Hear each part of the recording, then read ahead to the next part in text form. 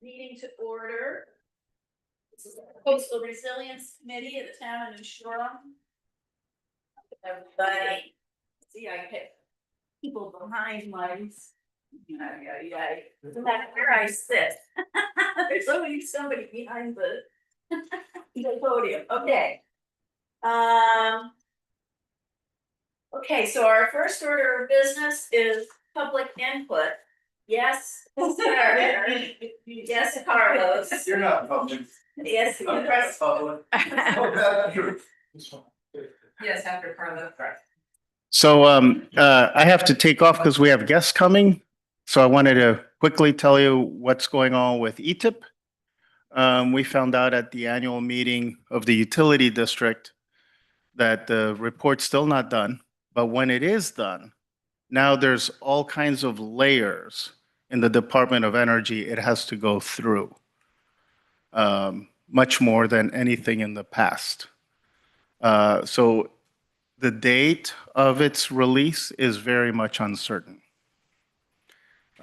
We did learn, I learned earlier through Peter Kappers that there had been a draft report that was sent to the utility district in July, and they sent feedback. Of course, we never saw that report, never heard what the feedback was.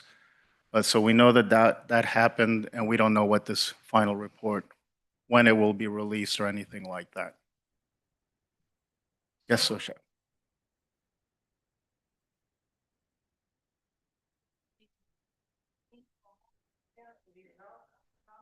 Pushing away renewable sources for our companies. All we know is that the Department of Energy is under new management, which has decided that these reports need further reviews. Maybe one layer, 2 layers, we just don't know. And Peter has certainly had no idea.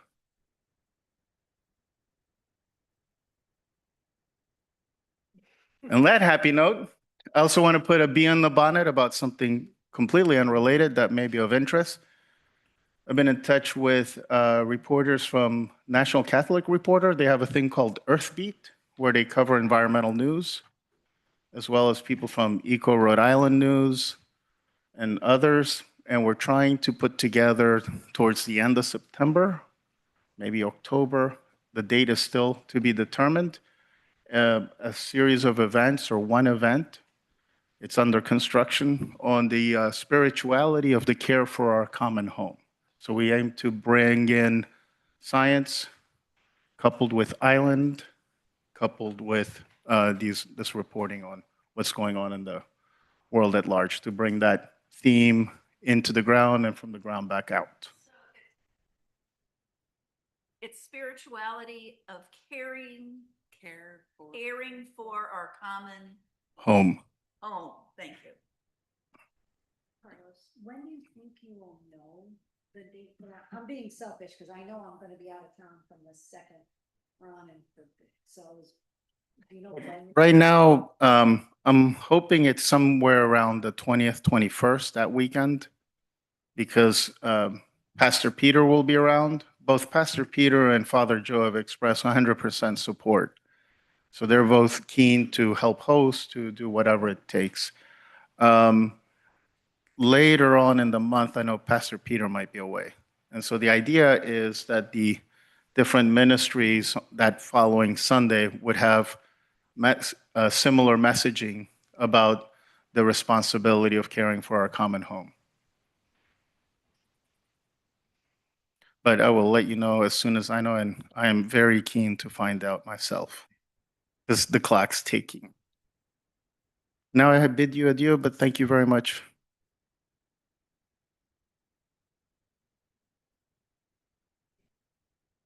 Okay. James. Your name and what your affiliation or whatever. Okay. I'm James Bailey. We keep a place down on the blocks. Back in the 90s, Don Napusky, who I'm sure you all asked me to take over him as the island volunteer map maker, which is what he used to drive around in a car with BIGIS as the light. But his eyesight was failing him even back then. So So I agreed to take that on and spent, did a lot of work actually with Mary Newhouse of Scenic Block Island leading up to, I think it was 2007 when there was a new zoning pass done. And so I have been back at the business of looking at trends on the island. I have some things I'm trying to understand. And in the course of it was making some initial maps, which I showed Mary, and she said, gee, the Coastal Resilience Committee ought to know something about this. So I brought 3 or 4 of them. The gig here is to use 3D printing so as to get the contours of the island. And if you look, you can see Rodman's Hollow is definitely a low point. And These are great. Isn't that wonderful? Can we all have one? You wanna look at it? These are all homes, I guess, the orange. that's all. I wanted to do zoom in, let me. Yeah, no, Land. Wow. The purple and it's yellow in the one over there is land that if you put a house on it, it's $1 million. And so my question at this point was, okay, where are the next generation of young men? Right. They can't spend on conservation land as we know. They can't spend $1 million as we now know it. And so the little orange dots are pop up as being less than $1 million. So, On this map, less than the orange dots in this map are just houses. oh, yeah, this, I'm waiting to get to Cindy Lasser to find her list of the houses from 1938, of which there are more than 100 now, I guess, that she's managed to document. I just made this map, picked out 100 at random. So these are not the 100 that were here at 38, but I will do one for which is correct. Do you have 1800 some dots? Yeah, I think so. I don't count them individually, that's what a computer is for. But they're pretty correctly placed. And it's everybody immediately looks to find their own. I know where mine is. So. I have a question. Yeah, you bet. What? How do you define the million, it takes $1 million for that land? Is that the cost of the land? I said, I took the properties for which the land was assessed in 2022, seems to be the most recent assessment numbers, at $350,000. And assessments tend to run 80% of market price. The prices have probably gone up a little bit since 2022. So I took that as indicative as a property whose land the real estate agents would put on the market at 500,000. And if you spent 500,000 for a property, for some land, my guess is you're looking at 500,000 to put a house on it. Easily. Yeah. Easily. So I put those as being $1 million properties, and so that's something that I'm looking at. Now, I haven't done anything about flooding or things like that, but a 3D map is a natural for. Look how vulnerable this is. And these are properties that don't have building yet. Oh, some do, most do. Oh. In fact, Isn't everything? So this is- These little houses. there are still some empty lots on the island. Well, they are. These little orange. Oh, Oh, these are undeveloped lots. well, the ones that didn't come in under 500,000, some of them are weird, some of them are undeveloped. Undevelopable, Yeah, so I can't speak yet to what individual orange dot. So these were ones that I was making to try to understand the technology. And one of the limits is that I have 5 colors to work with. I wish I had 10. And so these are sort of first drafts of of what might be possible. And Byra is doing a discussion on the 13th at the Parish Center on housing. You may want to share this with them. Unless they change the date, they sent me a press release saying September 7th, Yeah. which conflicts with a bunch of other things. I talked with Joe Williams. Oh, okay. so I think, so I'm, The 13th is what I got today I did too. from him. Maybe they gave us the wrong date. I got The it change today, the 13th. Attention, I think today was. so so my speculation was that maybe I should be talking to you folks about doing some flooding maps, if that's what you're looking at, and how high you expect the water to come. And so if I could exchange an email address with somebody on the technical side of things, then I would be happy to gin up some examples, and it usually takes several passes to get it to the point where you say, okay, this is talking to me now. Okay. I would love a map that shows the flooding during king tides and mean high tides, because I'm thinking about Ocean Avenue North in particular, being so vulnerable. It would be a very good risk assessment map for me, Okay, but then I'm speaking for myself. Well, I think, James, we should make sure that you are familiar with the Storm Tools product Yeah. and the mapping that exists. yes, That's what I was gonna say. Because there's already online. Are you familiar with Storm Tools and their mapping? no. Okay, no. well, we need to sit down with you, I think, because you'll be able to play with all of that stuff through their GIS system. Nora she's our most practiced person. This stuff may be all done. And- Well, it kind of is, but not nice like this. Dimensional. It's not Yeah. 3D, it's all 2D. And Nora has been working with our colleague Jean-Louis Farge, who is not here today. Very sorry, he's had a thing on the mainland today. But he's been doing a lot of the creation of the layers. Like, he's been going through the town's GIS layers and trying to determine which ones are most appropriate and getting them on a common grid. And what's your email? And it would be helpful to have the sewer segment day on a map like this of the three, or what it's gonna look like 5 years, 7 years, 10 years, 5 years, 10 years, 15 years, something like that. So that Ja- for period of time or storms or what do you mean by not a period 5 of years? time, but.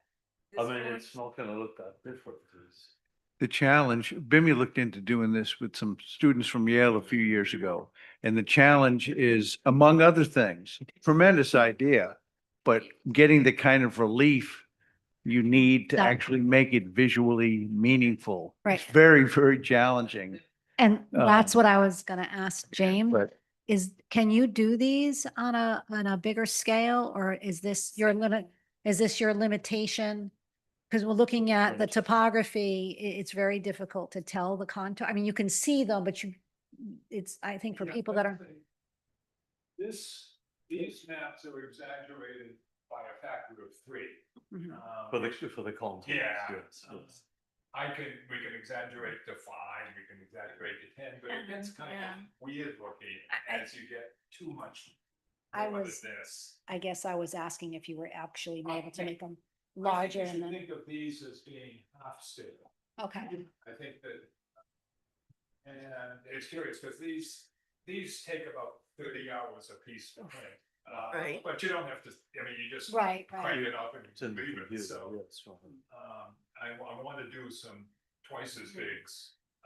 And to some extent, if the work of the committee is in like this area, You could Right. then. You could make Yes. that really big. Yeah, It would be- yeah, and then that would Yes. make sense to do like a 1 in 10 for a blow up area.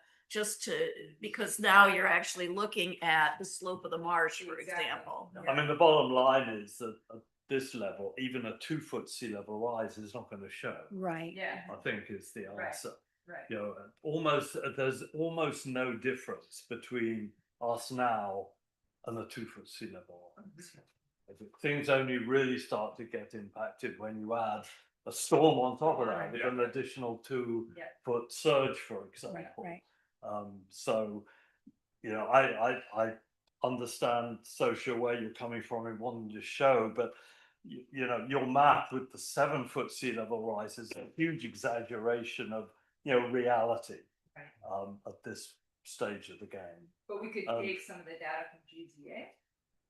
Well, and I think, Which you mean putting on a 100-year storm or Well, they had some in their discussion with us, some slides, if you will, that showed, especially in here, in the marsh after Horn Neck Road, right between, say, on the west side of Scotch Beach. Remember those little maps they showed with, yeah, I mean, and if we could get that section, I know I'm just thinking about Horn Neck Road here, and just want to think about, but Yeah. then we could also talk about the marsh work Judy is doing in September. Yeah. And the marsh work that GZA talked about doing, where they're thinking of weaving, if you will, more land in there to Yeah. make the marsh a little more stable. Yeah, and And to be able to show that, I think helps the community understand what are we doing, why on this board did we just talk about it, help the community people, Horn Neck Road, what's the bigger picture? well, and I think Right. that's, right, that's the whole thing. What story do we want to Yeah. tell? And I So don't know if people we're all on the understand. same page at the moment, but we have Right. all these different stories we've been trying to tell Mhm. people. And what is the priority to tell at this point in time? And maybe it is Horn Neck Road because that's the project we're working on, or maybe it is another area because that's all the project we're working on. So Or maybe the project we need to work on, public safety is. Do we have a charrette? Will we talk about Horn Neck Road as a community, will we see our maps and? well, that's what I'm saying, you know, which one do we want to tell? Do we want to tell what we're working on? Do we want to tell, or is there something else when we look through our things that the public is really interested in? And a lot of times it's their own homes, like, so where am I at? What risk am I at? Absolutely, I'm just adding what you're saying, Yeah. at the same time, what's the overall plan Right, for the island? right, that, well, that's, yeah, I agree. You know, Nantucket has done a risk assessment of the whole island. And I'm sure that cost plenty of money. However, if we could get a risk assessment done eventually, that would help inform us as to what we should prioritize in our budgeting and in our request for grants. So I And it don't, would help. I don't know, could you even create a risk assessment map? Well, if we can define the problem, Yeah. we can address the problem. Yeah. And, we need a definition of risk assessment, obviously, and right. then, and by the way, these maps, these printouts are probably, sea level is way up, if I printed this out all the way down at sea level, it would fall apart. So, Right. Yeah. Yes, Yes. Yeah. so, But what a wonderful discussion starters. Now, I would take this to, September 13th. To, what's her name again? Bureau. Byron. Yeah, I would show Byron, that's a wonderful visual for housing discussion. do you have a name of over there, that somebody I can contact? Yeah, okay, so I'm just flying, I mean, basically, Very cool. Yeah. I'm confident of the technology. Yeah. And if people can say what they want to see, I'm quite confident we can, pump it out. Yeah. And, Literally. yes. And walk away. And it's, and one of the things is, you know, I did probably 15 years ago, a talk and a big exhibit of the houses of the island at the library. And basically, if you put something out at the library, everybody sees it in this community. What's, this one, Oh, for example, there's James and work. that was part of the, We I can have- figure out volume, yeah. was the question. how do we figure out volume? We talked about big homes, and James said, I can figure out volume. Wow. So has this been in public this way? Yeah. That's a library. At the library. I think it's been. Yeah, a we while, had yeah. it in one of the downstairs rooms for a few weeks, and I gave a talk there. So it basically, Don McCluskey had done all the work about the underground, the land, and nobody had really looked at the houses, so. Right, okay, right. He's on the land, I'll do the houses. See, a product like that, in my opinion, ought to be on display permanently. Well, it gets outdated, right? So if you look at very large houses now, how many very large houses are there on the island now compared to? It's quite different now, We did this end, there's probably demolitions of those. Yeah, exactly. These ones have become Yeah. these ones. The description. It would be nice to see the comparison. No, I did it. This was like 15 years ago. This Okay. was early in the 21st century. This was 2005, 6, 7. And I think so. We did a 203 big house survey where we found all the houses on the island, more than 4,000 square feet. And if anybody's interested in that historic places, I can send you a PDF of that. And houses less than 1,500 square feet were a thing back in Yeah. the year 2000. They were considered small. They're not such a thing anymore. Are you talking about footprints? Are you talking about footprints? No, this is, Floor. this is real estate floor space. Floor It's space. what shows up in the real estate ads. Okay. 1,600 square foot home, Yeah. 2 bedrooms, 2 bedrooms, one bath. yeah. Is this sort And of an outhouse. government solutions? That. Oh, I go scrape stuff off Vision all the time. Yeah, that's where it'd be. And it's, sometimes you need, it's a 3 cushion shot to get from a fire number to a name, or an assessment. Right. or Right. But that's just, I think I know how to do that now.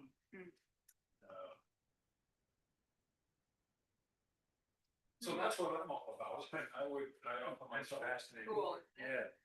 I appreciate you, I really do. Yeah. I'm gonna keep that in mind. No, you do. I remember myself shaking at the island, little VW.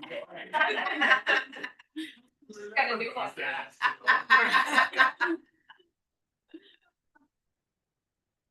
Very neat. Do the elevation and color because we're just, So you have a 3D printer or do you use the? To shows. Yeah, I have a big fridge. Have your- Yeah, these are things I bring.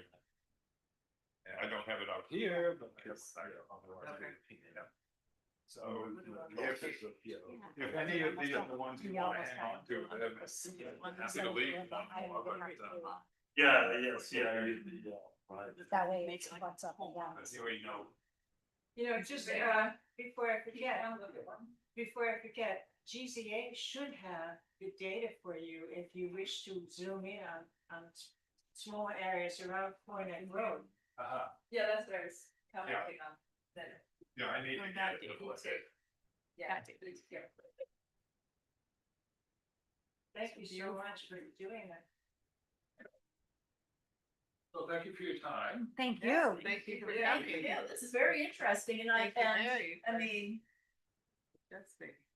yeah, I mean, I like the idea of having a display at the library or someplace that's inside that can be easily maintained at where we can update it periodically and that we do have like a story to tell.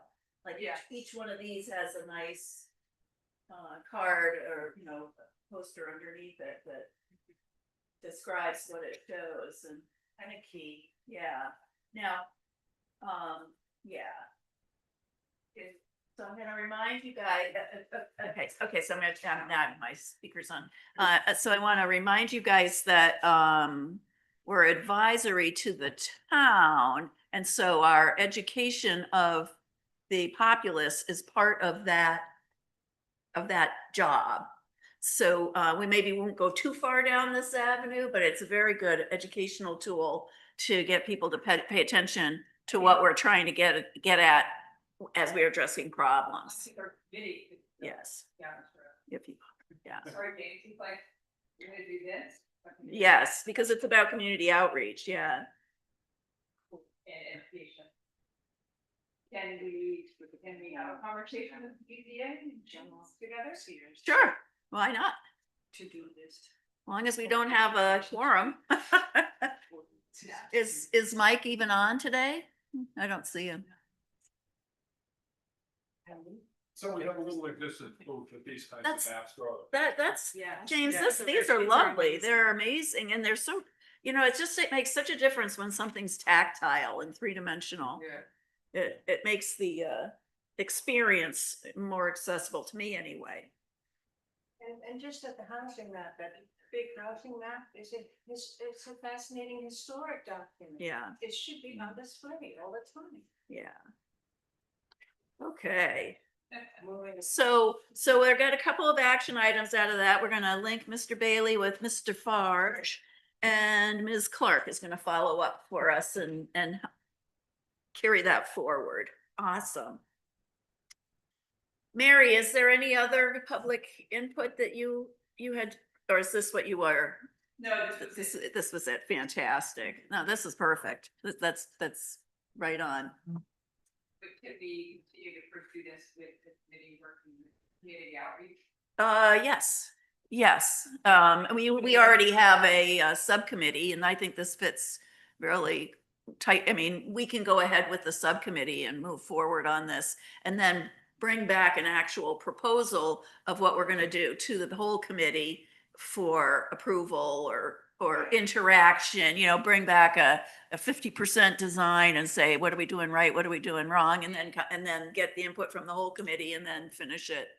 If we wanted to do a display someplace, yeah. Maybe we're- And we have money that we're being told to spend. $2,000 that we're being told to spend. And then our committee can work with, the three of us. on Yes. the Cornet Road. I'd like to, Jean-Louis Farge keeps asking to attend those meetings. And so I think we can add one more person I think we should add. I think that I've invited him to come tomorrow. And I think we need just to add him. He's asked a couple of times if he could join us and then it was the wrong time and blah, blah, blah. So yeah, and I think that he's the right person at the right time with the right Yeah. skill set. And I think Yeah. that dovetailing our committee with that, with. Yeah. Cornet Road and GZA would be the next step for James. If Okay. That's acceptable. Road to go down. Now GCA will present 3 Nature Day solutions, right? In October. Yeah, so I see that Mike isn't on here, so we're meeting tomorrow at 10 a.m. to go over what our next steps are. But for our next steps, following up on but before we get there, let's that's in the agenda. So let me follow the agenda. Thank you, Anne. I heard that rumbling in the background. So, any other public comment? Hearing none, I will entertain a movement to approve the minutes from July 8th and July 5th. And July 8th had comments that were submitted by Ann Salinas that we had gone through. So anyway, I just wanted to remind you of that. And so a motion to approve July, maybe one at a time, July 8th. Second. Okay, all in favor? Any discussion? Any nays? Okay. Can somebody please make a movement to approve the August 5th? Also move August 5th minutes. Or was it 4th? The No, 5th. 5th. 5th. There were minutes for fourth as well. which Yes. were just extremely brief, Right. basically to introduce the GZA presentation. Right, so the G's, okay, so the fifth, so we have a movement and a second, any discussion of the August fifth minutes? All in favor? Any opposed? Okay.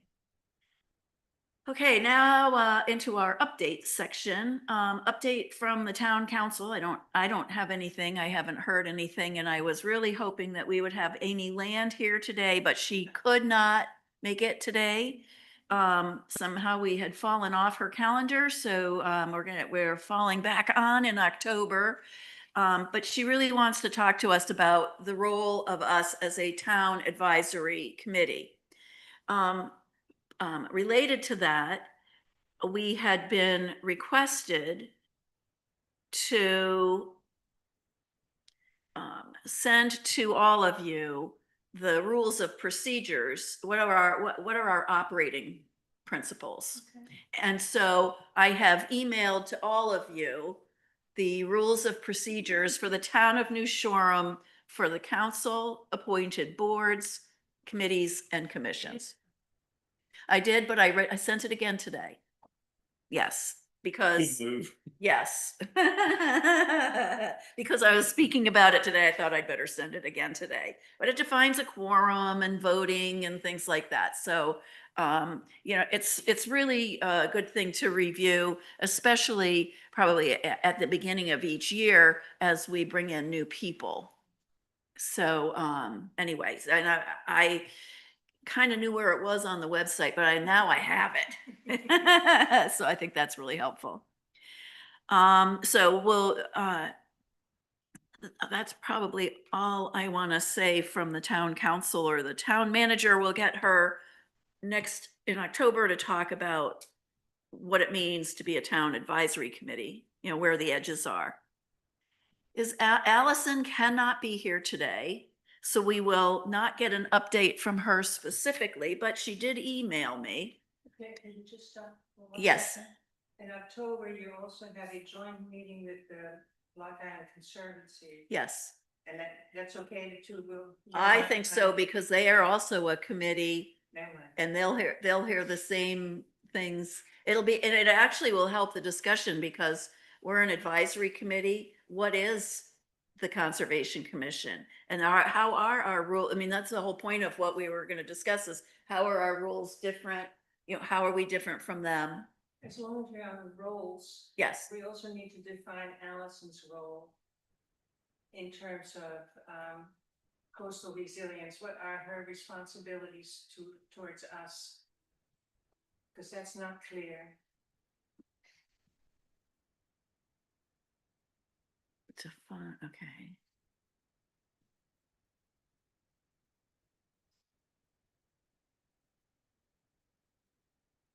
Okay. Thank you.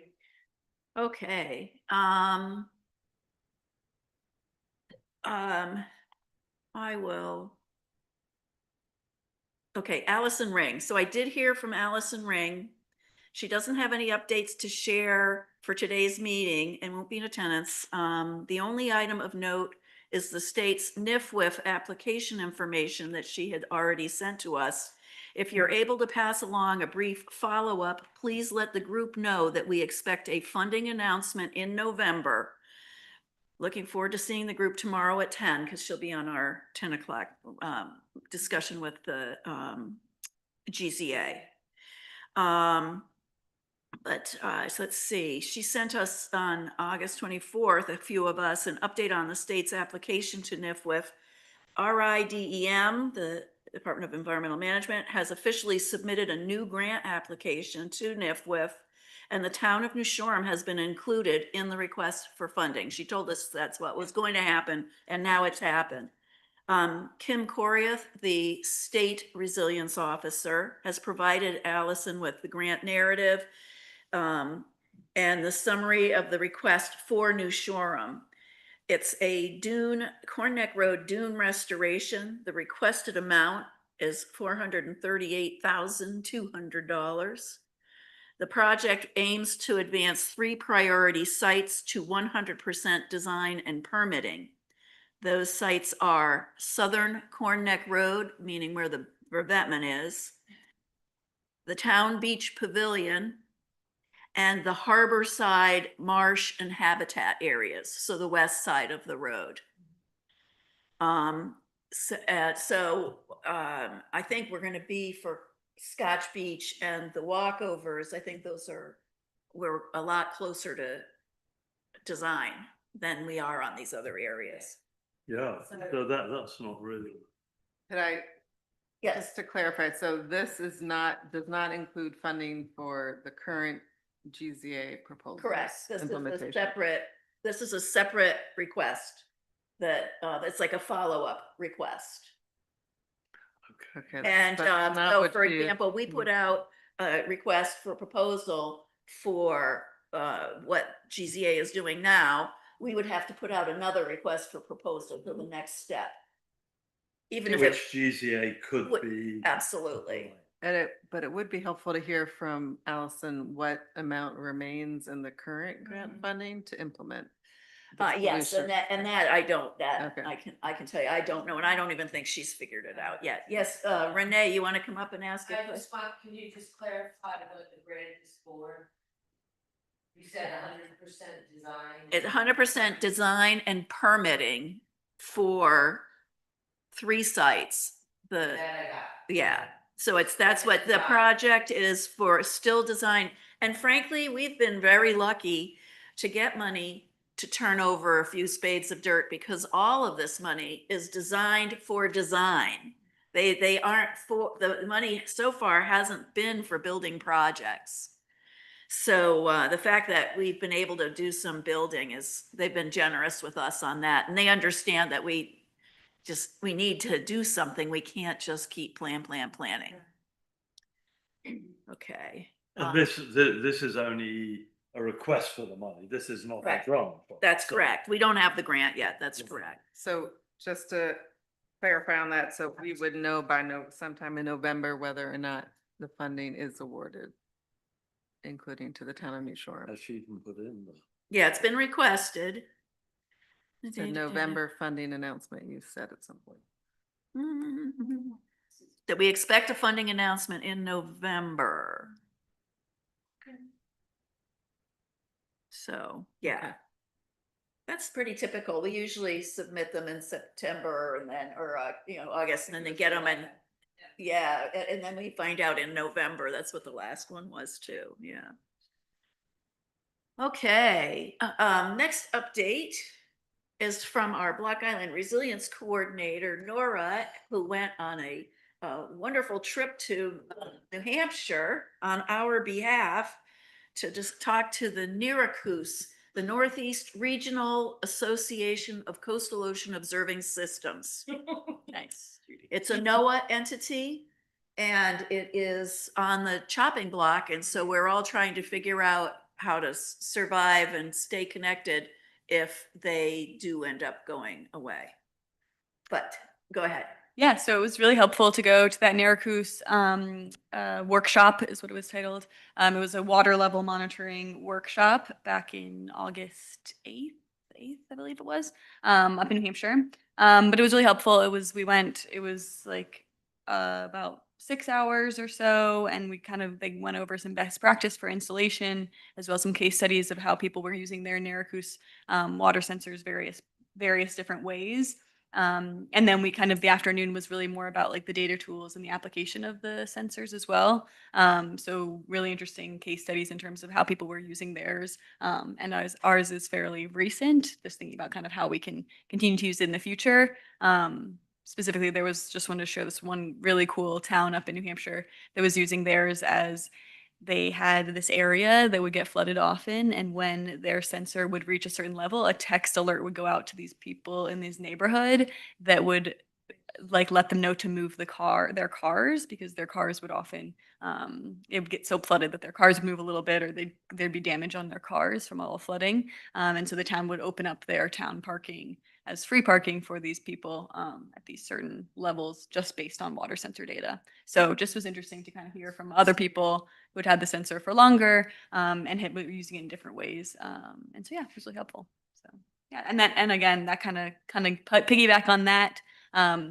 Saul Cooper Dock is coming from Brown next week. And so Nigel, Judy, and George and I just met to discuss kind of some potential sites of putting in his water level sensors and thinking about kind of how that might move forward. So that's happening next week. So Yeah, so we're talking about, do we want to double up on like one of his sensors with one of ours so that we get a validation of our sensors? And then also, how many sensors do we really need? We guessed 4 in the beginning. Do we really need 4, especially because we track so closely to each other? Where do we need them? And where are we capable of mounting these sensors? He needs hard infrastructure, like a telephone pole or something to mount these sensors on. And so that was something where he has power. Anyway, so these guys are gonna find out all that when Saul's out here next week, they're gonna find out all the ins and outs. And then come back to us with the next step. But I really feel like the more we're integrating with these other projects, the more likely that we'll keep at least some low level of monitoring going on Block Island. Sure.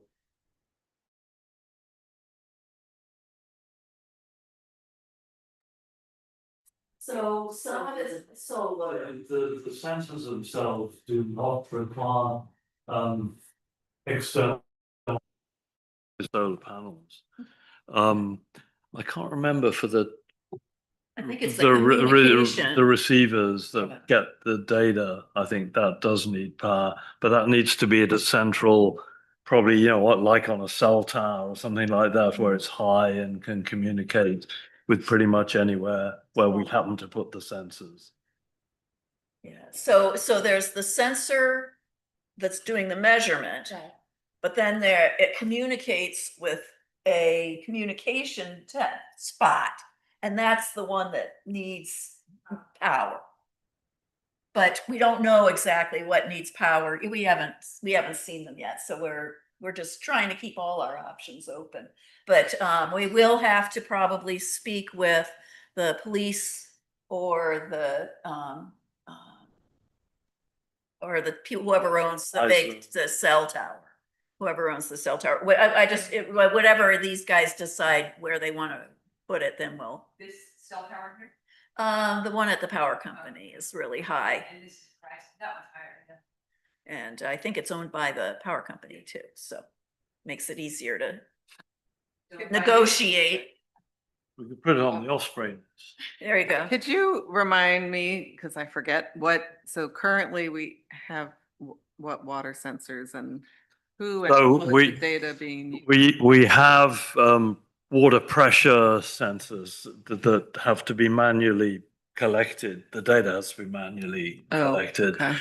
So they're loggers. They are present in Harbour Pond, just off Solviken, in Trims Pond, near the back of Charlotte Herring's house, at the BI Club.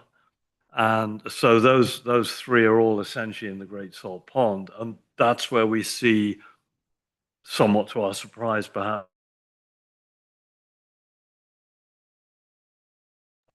there really is a substantial hysteresis, if you will, of the flooding of the inner pond relative to the outer of Great Salt Pond. The 4th one is at the moment a meter or so of wet sand in the old harbour, and is unrecoverable until the harbour gets dredged again.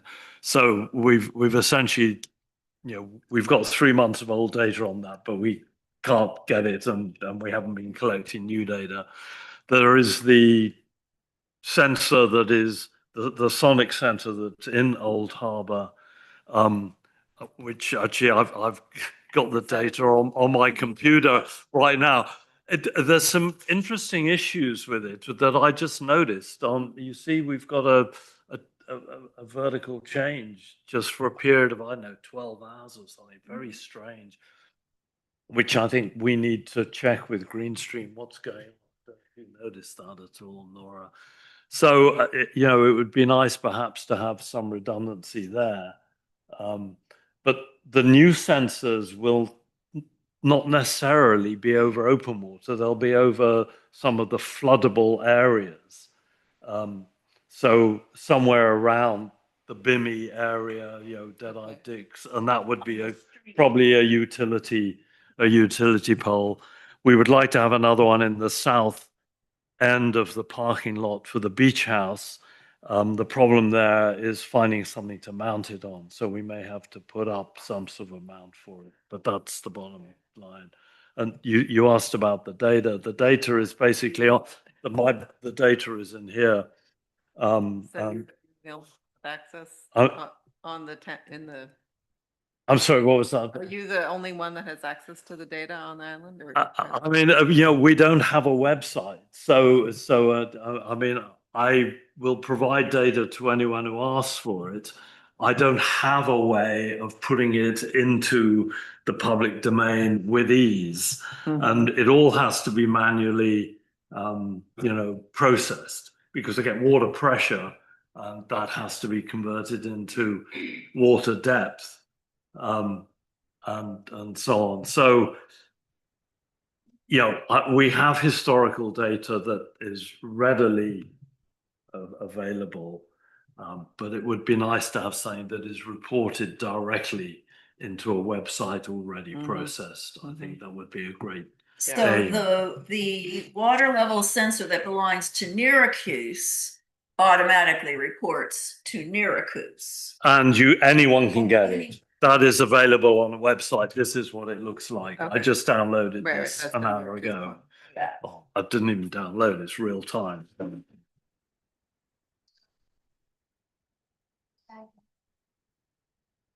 We could.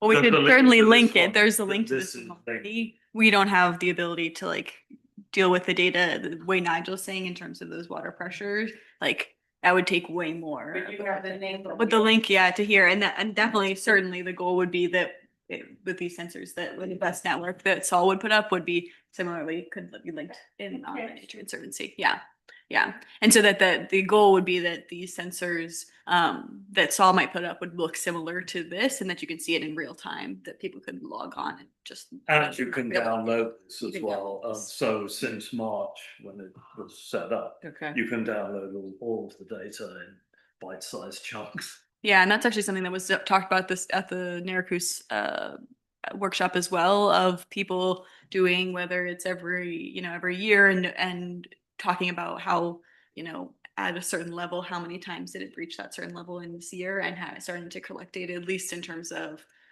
when we're noticing these, high level marks that are happening, and are they happening more consistently, and that kind of thing. Yeah. So, you know me, I'm not a technical person. Just logical, but not technical. So this data should inform us as to which areas are at risk on Block Island, at risk of frequent flooding, or how frequently the flooding takes place. That should inform us as to what our priorities ought to be. No?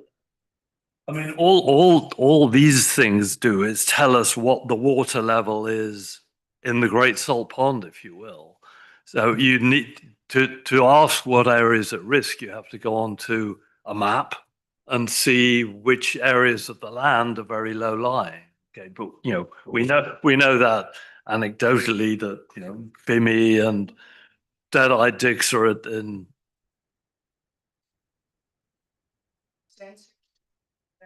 People who move their car. So couldn't we have that on the island? You'd have to put a sensor into the specific areas where flooding occurs. Okay. Well, that's one of the things that Sol from Brown is going to talk to us about in a week. Yeah. Or so. Right.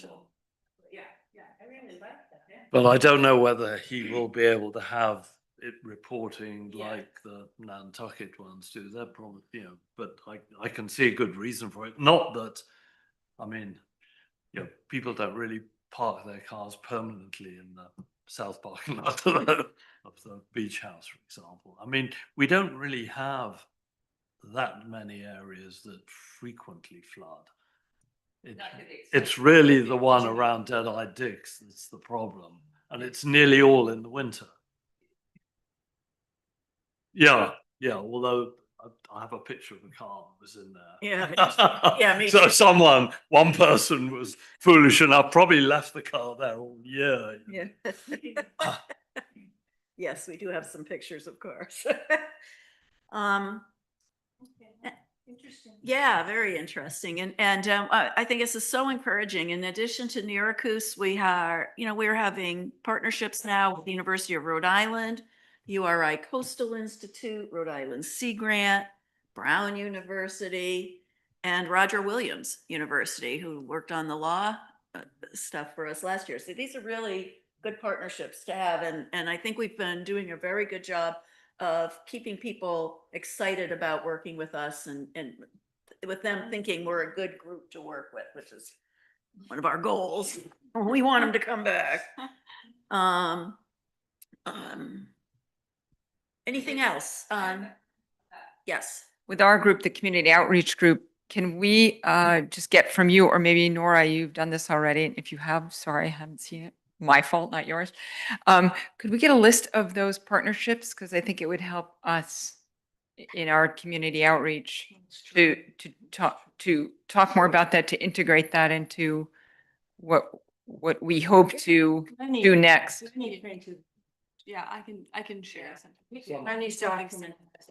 Yeah, Yeah. if you have something that you started, I'm happy to help work on. Yeah, Glennie has something. Filling from it last out, year. yeah. Yeah, because for me, it's just all in my head. I know, which is great, but. No, but no, that's not great. Oh, where was that? I don't remember. Yeah, okay. Any other thoughts? Because I want to get to Nora's presentation, and I will just mention on item number 4 that I'm in the process of sending letters to our committee members and who are up for re-election. And you'll get a very short email that you just need to answer so that I can go to the town and write the letter to the town. I want to know how many people actually want to come back. I hope it's all of you, but and if not, please talk to me. And that's all I have to say on that. And the people are Jean-Louis Farge, Anne Salinas, Valerie, and myself. Valerie Blansfield and Judith Gray. We're the ones who are rotating off this year. Okay. Item 5. Great. I'm gonna share my screen. Okay. It says deep dive, but I promise it's not that.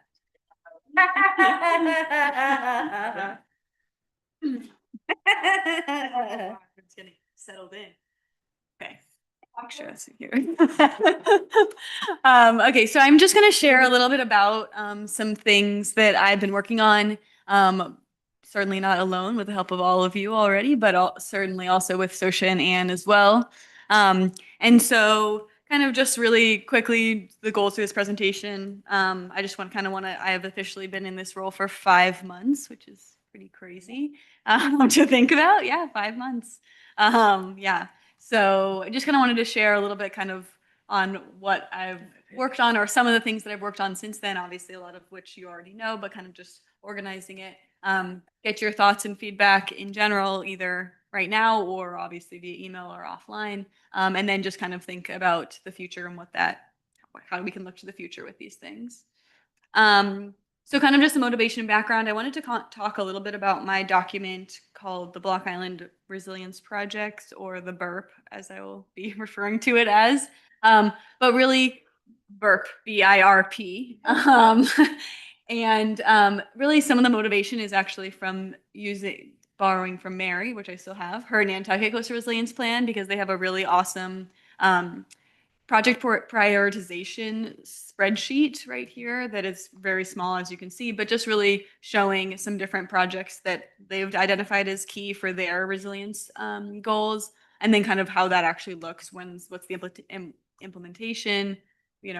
How is this an ongoing project? Is this something to think about in 20 years from now, right? Like, so kind of just thinking about a mind map and a plan of where to go and what some goals are at the moment. And so really that's kind of where I started back in probably May on this project, is really thinking about my own role at TNC, wanted to think what already existed, what Glennie had done last year, what the town and you all have done so far for years and years, but just like a one working document to really think about and organize and track projects. And so that's what led to me taking these 3 documents, the comp plan from 2016. That middle document is the September 2021 summary of findings from the Municipal Resilience Program.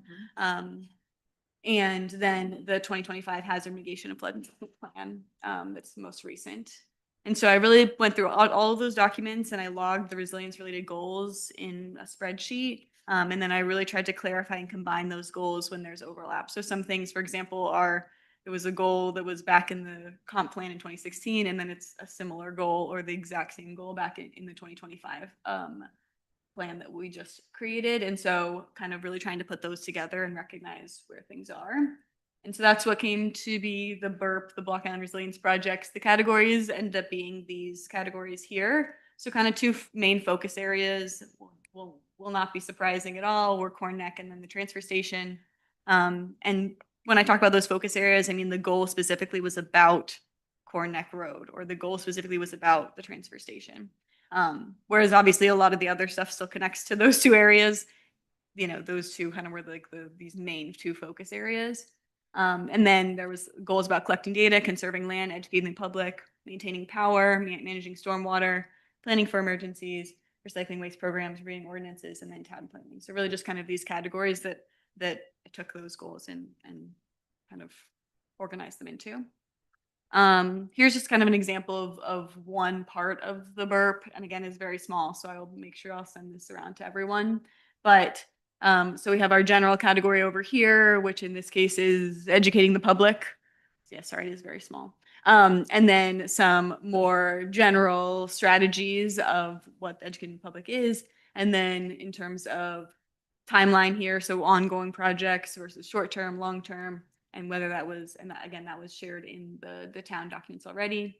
And then really that connected goals from town documents one, is really where I took the goal that was actually written into the comp plan, for example, and then connected that back into the goal altogether, right? And so some of them you can see, so like what Judy kind of pointed out here, is some of them you can see. For example, this one has goals from 1, 4, 1, 7, and also the second document and the third document. So this, for example, is like maybe a guidebook or some sort of citizen's guide to Block Island, is talked about in every single one of those town documents that I went through. And yeah, so that's just kind of wanted to show the example of what that looked like. So these are the documents 1, 2, and 3 that you showed. Mhm. 3 And what they're, is yeah, exactly. And so some of these goals, yeah, exactly. So some of these goals just come from one thing. So for example, that one right there, that's 324 in the middle, that just came from the flood mitigation, hazard management plan. But then some of them have a lot more overlap than that. it's great. It's like developing a comprehensive Mhm. master plan. Yeah, exactly. So that was kind of the goal. And then, yeah, exactly. And so really Nantucket and the document from Nantucket really informed how to think about these things, and how it kind of led to me. Yeah, exactly. If anyone hasn't, Mary has the original I have them. document. I have them still. I mean, they're this thick.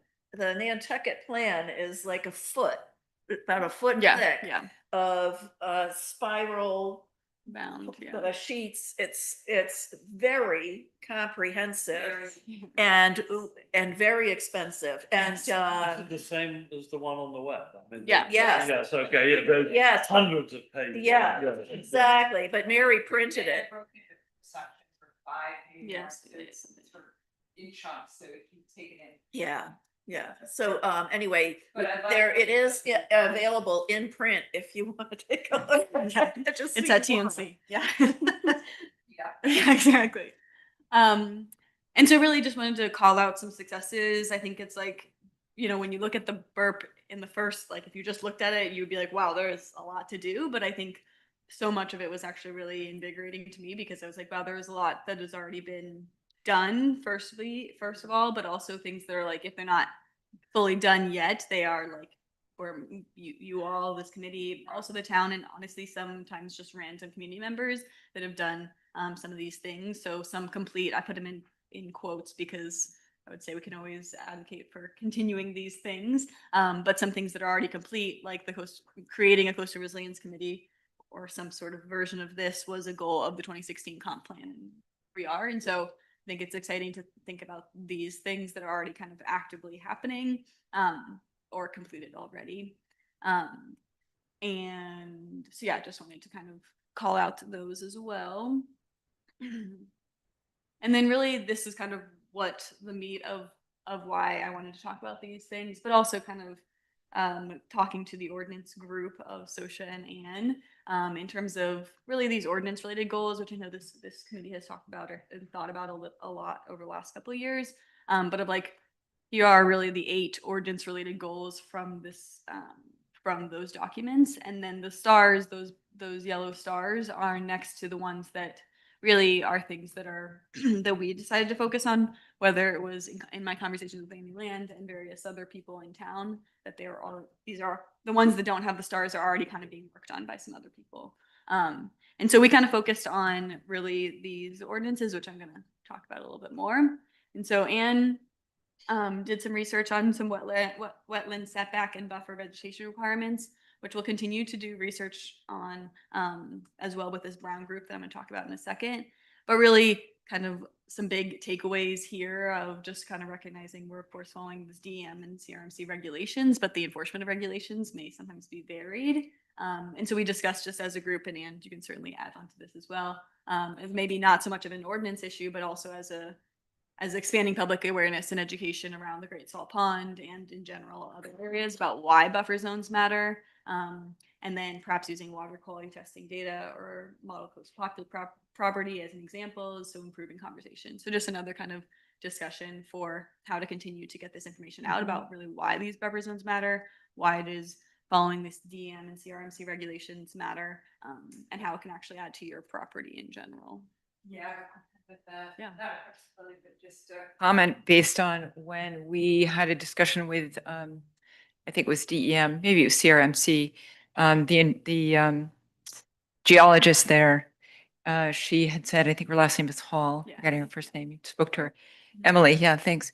And she was saying when we talked to her and shared photos with her of the projects on the eastern side of the island, especially at the church, at the Winter Parish, with the core logs, she had said, which was kind of interesting to us because we thought, oh, it's a DEM project, it'll be installed, and the homeowner will be in touch with the DEM to discuss how it's failing or not failing. And she said, actually, it's really helpful if you take pictures and send them to us. And I said, we're not doing it with the intention to sort of turn anybody in, but we're doing it with the intention of just sharing this information about how the project is doing. She said it's really helpful to keep doing that because they don't necessarily have the money or the manpower, woman power to come out here and see how the projects are, if they're failing or if they're a success. And so it's interesting to see that little bullet point there that you have, enforcement of regulations may be varied. So I think that's really helpful for the public to understand as well, that there is a limit to the oversight or the sort of checking on these projects after they're installed that CRMC has or doesn't have. So good to see that. Yes. Yeah, certainly. I think that was a big part of our discussion as well, is just kind of like, it may not always be necessarily that they're trying to not listen to these regulations but just that the education certainly could be there even more so. And then maybe it is also that they're skirting around some of the regulations, but yeah, Anne, did you want to add something? Yeah, maybe, I mean, so It was my understanding that they just didn't have the ability and the financial infrastructure to come out and check on some of these smaller installations, which Right. are important to know. I know that's concern of yours. So Yeah. there's also, you're not required to get approval unless you're doing something new that fits under the things that require their approval. So it's DEM for the freshwater wetlands and it's CRMC for the coastal buffer zones. But there's plenty of pre-existing, situations in our coastal buffer zones and wetlands, maybe more so coastal buffer zones that are, they're the vegetation that's supposed to be there and the, 200 feet from the coast is not there. So that's where I was suggesting some of this is just about sort of educating property owners about the benefits of doing that and, revegetating maybe areas that have been devegetated, but not so much of an ordinance issue as a, education and we can help you find grant funding to do these kinds of efforts, especially in areas that are particularly vulnerable to runoff and, that are making our wetlands more vulnerable to, so. So I have a quick question about these. So when things were done under, as it were, previous rules, and the setbacks from bluff edges, for example, have been changed quite dramatically as years have gone by. To what extent are the old rules sort of grandfathered for the people who've done those things under the old rules? And because obviously that makes things very difficult, both to sort of police, if you will, or to get people to change. I mean, there are many places that are much closer to the bluffs now than they ever should be. I can speak to that too, but I don't know. That's a very good question. I do know that some of the properties that I'm aware of that have worked with CRMC and installed these very complicated core log installations to preserve what's left of their bluff after a massive erosion in the last 5 years, they have just on their own done those projects and on their own have kept them, up to a standard through the CRMC permitting that they had, because they had a house, for example, that's 200 years old. Yeah. It's not a new home, but over time, they're losing so much of their property that the house itself is becoming more vulnerable. Good question. I don't know. I'd love to answer that. I can find out an answer for you. I'm pretty sure the answer is you're fine unless you're going to change something or that falls under the new rules. And at that point, you have to get approval and they might at that point tell you, you need to revegetate or you need to do whatever. But until you get to that point of having a new project or expanding your structures or whatever, you don't need to, you're. Still need to be. So, Careful about not misleading people about that. Yeah. You need to find out, because a lot of people need, for various things, they have to get a maintenance permit from the CRMC. So that's not a new project. Right. So in terms of education, you really need to find out where the pond is. So you don't miss the point. Yeah, so that's something, maybe that's where the public education. Many people on the side. so anyway, I was going to say what Renee said, but since she didn't say it into the microphone, she said we needed to be careful to make sure that we're not giving out the wrong education, because maintenance projects also need to be permitted at times. And then even if you have a seawall structure and that type of thing, even if it's there, if you change the height, or if there's 20, I don't remember the exact percentage, but at a certain percentage, you can't just fix it. If it's fallen down, you've got to fix that too.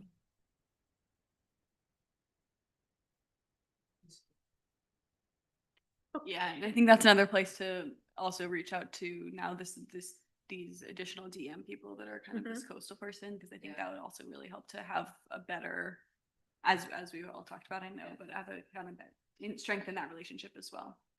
I'm almost done here. Another thing that we kind of focused on was that there's several town goals that mention low impact development, or LID as it's mentioned a lot. And specifically in the hazard mitigation plan most recently, of using this Rhode Island low impact development self-assessment tool. And that's kind of where SOCIA spent some time looking at, and we are continuing to talk to town and Jen about this as well. But really this low impact development kind of really addresses a lot of these other things. It's kind of this larger bucket term, right? That also addresses impervious surfaces and flexible design, limits on turf and lawn areas, natural drainage and buffers. And so really kind of diving into that self-assessment actually being another good step in the right direction to think about. It really helps identify where the specifics ordinances can be strengthened. And so that's really that a little bit of research that SOCIA's done on that. And we're going to move that forward as well. So are these things been built into town ordinances? Yeah, so some of these things are, so like the self-assessment tool itself is like, does your town have any limits on impervious surfaces? And that tells you, kind of how to search for that within your town ordinances, and then recommends language to add that in if it's not already there, for example. And so like we don't have a lot of these things in our town ordinances. So we need to. So yeah, be basically, revising yes, changes. exactly. So that, and then the self-assessment tool is this idea that could help you identify exactly where in your ordinance you could change. So those kind of things. And so that's kind of why we think about low impact development as a whole, which is mentioned a couple times in these different documents, kind of starting there as like, okay, let's get on track with what the self-assessment tool says and kind of go from there in terms of then further those ordinances. Exactly. It could be in these various spaces. This is just kind of wanted to plug in a little bit, just because I hadn't talked about it in a little bit, that this Brown University group that worked on a project with Dylan Chase back last fall, they're doing another project with us this fall, and kind of gave them some broad ideas of what they can focus on. So it's a pre-intro environmental science group that gets separated into groups of 20 to 30 students. And they meet weekly to discuss like an actual environmental science project in a community partner. And so this professor reached out to me to try to set something up for Block Island. And so one of the things that we identified back in here in these goals was really thinking more about, again, those buffers, those vegetative buffers, and then kind of even expanding that into thinking more about like more public education and guidance on climate safe gardening, having them talk to people at CRMC and DM even about buffer zones and poor logs and different landscaping and gardening, kind of, again, climate safe, climate smart tactics. And so that's kind of what their project will be. And so I'm happy to talk to anyone else about that or expand on that as well, but that's kind of what they'll be working on in the fall as well. And so this is my last one. Really just wanted to kind of talk about some key takeaways other than those possible ordinance changes, right? Specifically continuing to research and expand on those, especially using that low impact development tool, expanding on the momentum of public engagement events and online materials. And so I know the public engagement subcommittee is going to meet about that soon. Really just thinking about how to use this resilience project that I created, and then really making sure that we're advocating for those in the next comprehensive plan, which I know we are doing as a committee, but also I'm looking into being involved in that as well. And then continuing to build partnerships like we were talking about to bolster research.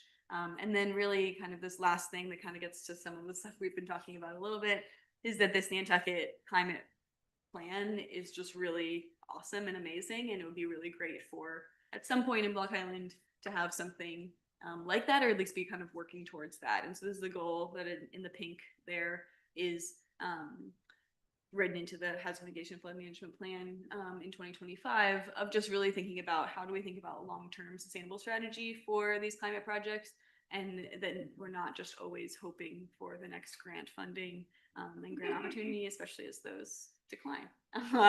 So yeah, just really thinking about that wanting to have that funding strategy, whether it's a line item in the budget, whether it's, you know, money that's set aside, but that's really, again, how Nantucket and Barrington and places that do have these climate plans were able to actually do them. And so just thinking about how to continue to push for that.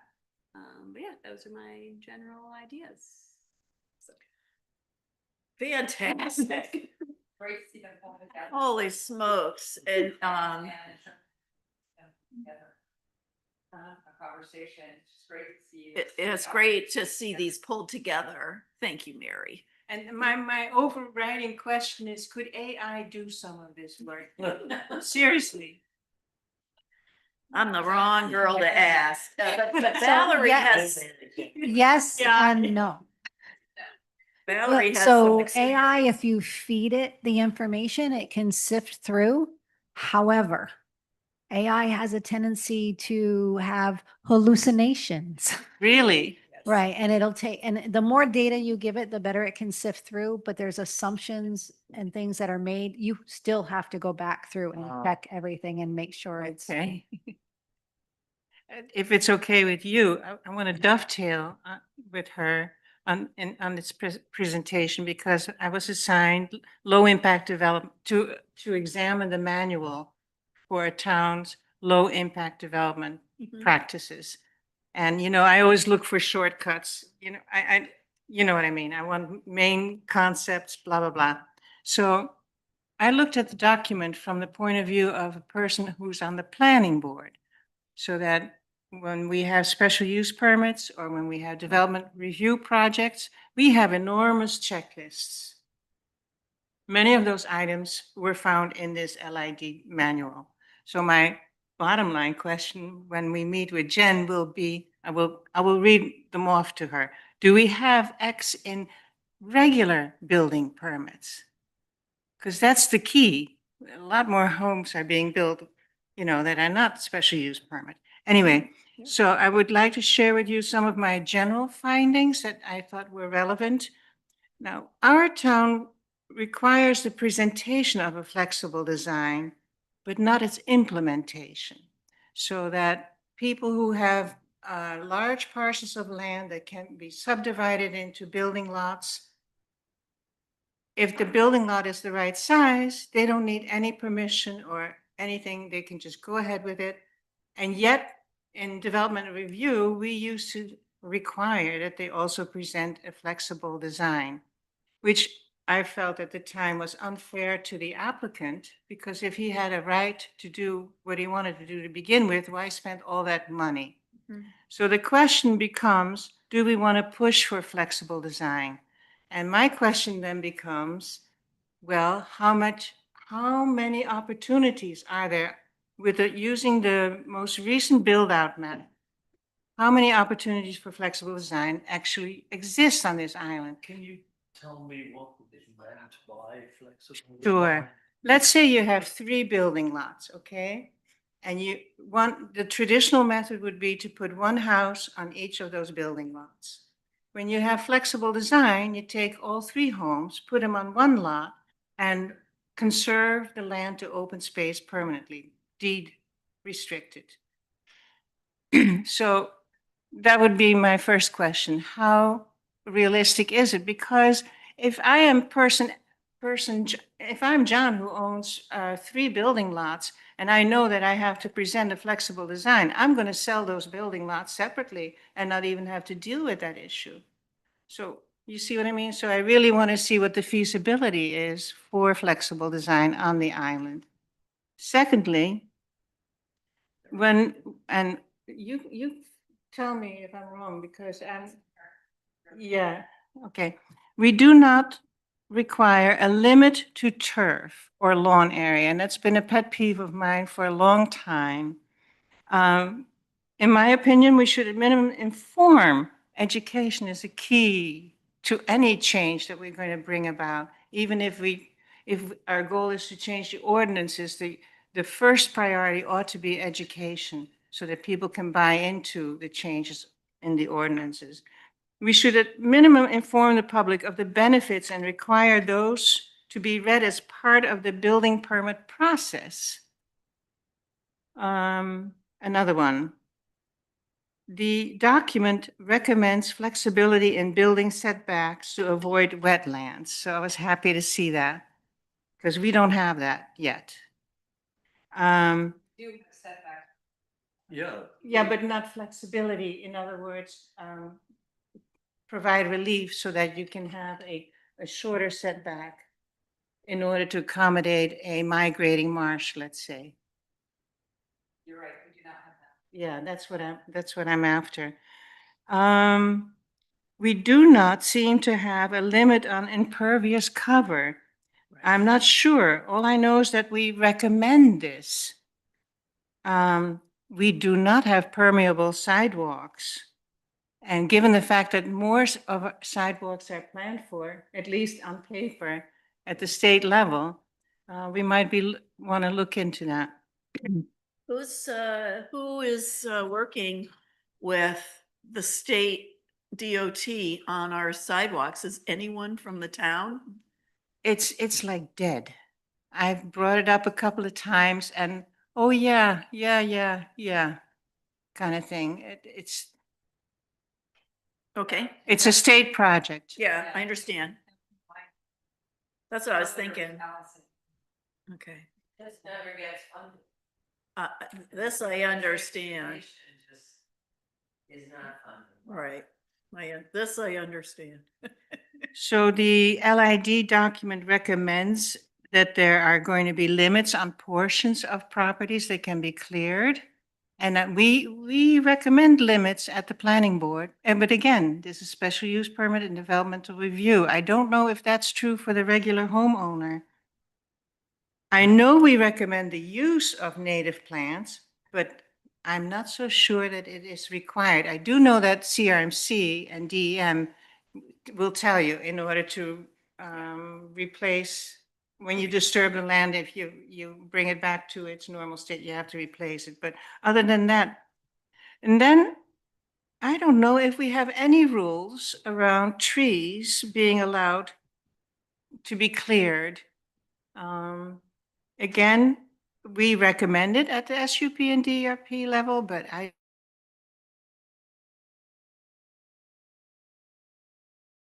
do we even have a stormwater plan? I brought that up at the planning board now for several years and I was told yes, but then I can't find it.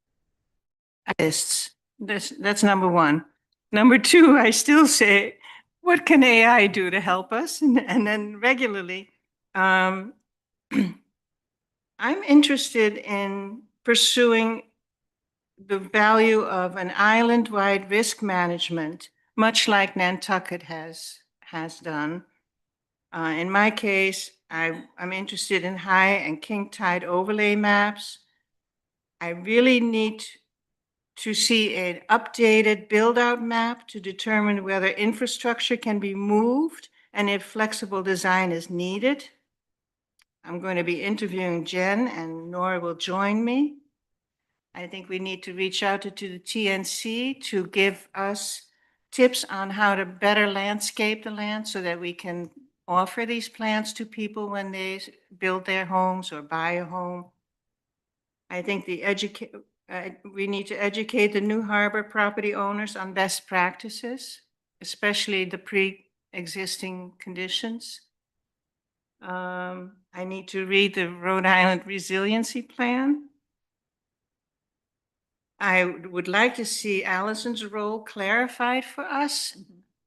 And last but not least, as a whole committee, we need to identify the top priorities for low impact development practices so that we can pursue those. And my hunch is that most of it will fall on education to begin with. But I am still very hopeful about ordinances. Both Nantucket and this manual have ordinances that give relief in setbacks and in building heights. I think what will speak louder to our public is not, like Nigel says, what's going to happen 75 years from now, but how can we help people protect their homes? And I think ordinances can do a great deal there. And I think that's it for me. Wanted to add one comment. Um. Oh, okay. Thank you. Thank you. Thank you so much. Oh, James, that was awesome. I know that the Conservation Commission has a particular interest in this question of landscaping and native species and what, Yeah. what to recommend to Yeah. homeowners. And I know we have a joint meeting with them next week or next month. I don't know if the agenda for that has been set, but I just wanted to flag that as a area of intersection that might be Yeah. worth devoting some time to, like what the brown people are. Yeah, the doing. brown people are there. Actually, that's a good point because I know that the Conservation Commission has that on their agenda for next week, for a week from today, but that maybe we can put back on the agenda the week after. The last time we talked about teaming up with TNC, they were talking about promoting shell fishing industries, according to my notes, because I don't remember anything. Yeah. But anyway, I think we should team up with them, and what a wonderful public outreach event that could be to educate the island on Conservation Commission? Or are you talking about TNC? TNC. I was talking about the Conservation Commission. Oh. We could do something. We also have Rewild Block Island that is working specifically to do that, and they have the community gardens, right? So over at Don McCluskey's place.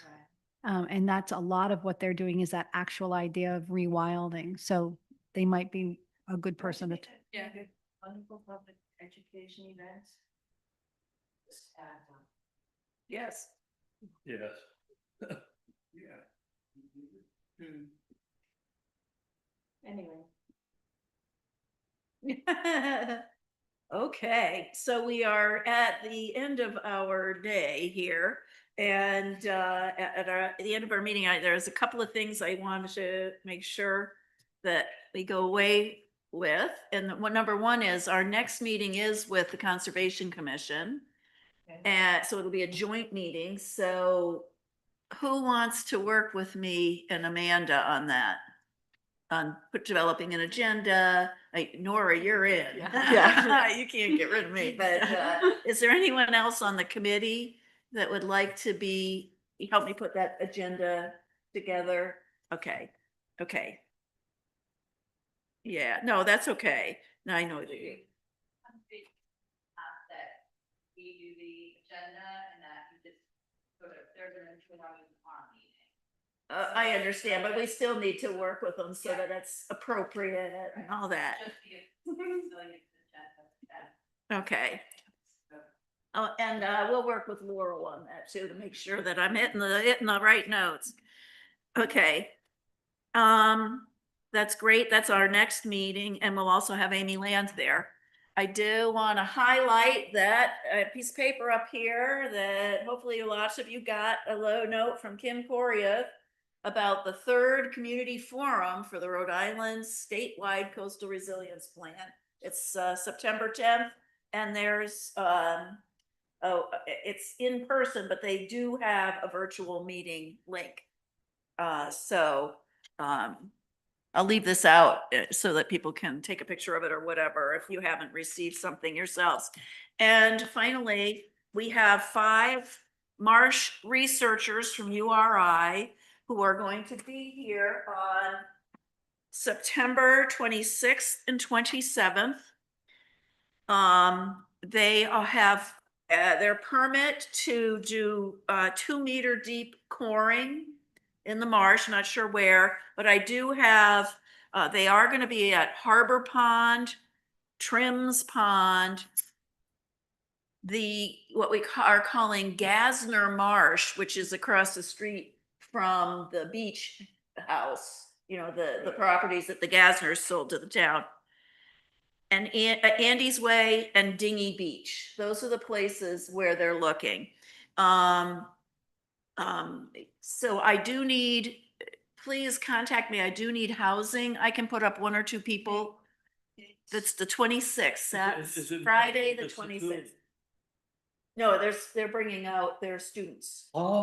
Yes. So there's going to be 4 or 5 overnight. I don't know if Erin Peck is staying overnight or not, but, cause she is, that's the night of the 26th. It's a Friday night.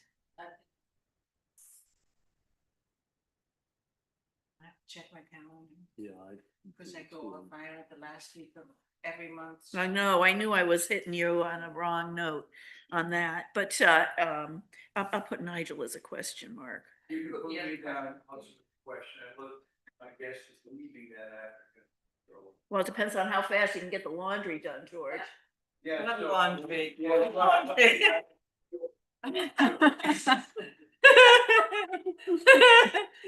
Anyway, okay. Oh, this is great. Yeah, so well, that gives me a lot of flexibility to find housing, and I'll send you all a little love note about that and introduce you to the people and stuff like that.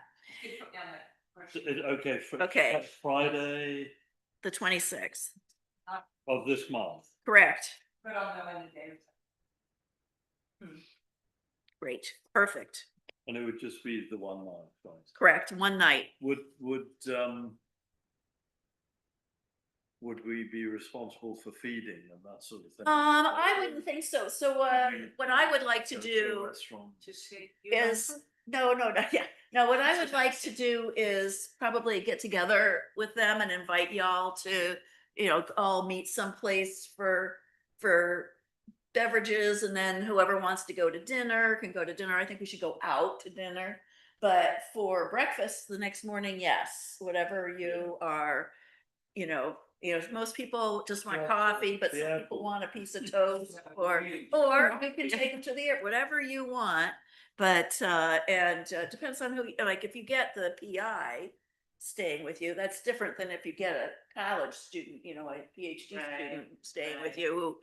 Yeah, so I will leave it to your best devices. I'm not making a decision about that. Is there anything else for the good of the group that we need to discuss? And real quick, Nora's plan. Yes. Would be a wonderful thing to present to the town council when it's finished. Yes, Yeah. yes. It's a good way to summarize what we're doing, Yes. where we're going. Yes, and we have to do something, some kind of presentation to them about the Corn Road project. So, let's, Could be and she's combined. involved in that too. So let's figure out like what's the right timing on that. Yeah. And which one do you do first so that we tell the right story, and yeah, okay. And we need to get on those agendas early. So, I agree. Well, unless there's further discussion, I'm willing to entertain a movement to close our meeting at 4:35. So moved. Okay, George, seconded by Valerie, thank you. Any discussion? All in favor of closing our meeting? Oh. Aye. All opposed? We're done.